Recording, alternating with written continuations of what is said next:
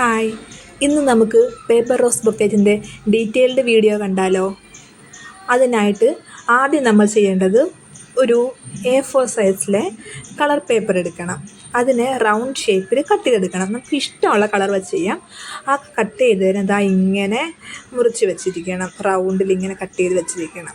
എന്നിട്ട് അതിനെ ഇങ്ങനെ റോൾ ചെയ്ത് ഈ ടൈപ്പിൽ റോസാക്കി എടുക്കണം. അപ്പം നമ്മുടെ അടുത്ത പണി അതാണ്. ഇതെല്ലാം അങ്ങനെ റോസാക്കി വെച്ചിരിക്കണം.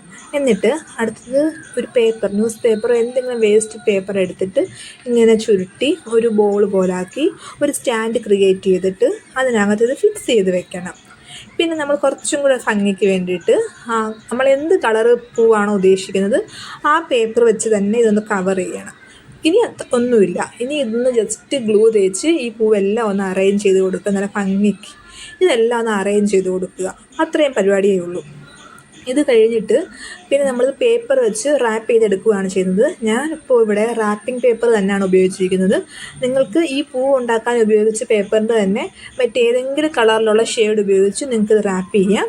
അങ്ങനെ നിങ്ങൾക്ക് ഇഷ്ടമുള്ള രീതിയിൽ ചെയ്തെടുക്കാം. വളരെ സിമ്പിളായിട്ട് നമുക്ക് ആർക്കെങ്കിലും ഒരു ഗിഫ്റ്റ് കൊടുക്കാനോ എന്തിനെങ്കിലും നമുക്കിത് യൂസ് ചെയ്യാൻ പറ്റും. നമ്മുടെ സബ്സ്ക്രൈബർ സുനൈന റിയാസ് ഇതെങ്ങനെ ചെയ്യുക എന്ന് എന്നോട് ചോദിച്ചിട്ടുണ്ടായിരുന്ന കമൻറ്റിൽ കൂടെ. അപ്പോൾ ആൾക്ക് കൂടെ വേണ്ടിയിട്ടാണ് ഈ വീഡിയോ. അത്രയേ ഉള്ളൂ. ബൈ.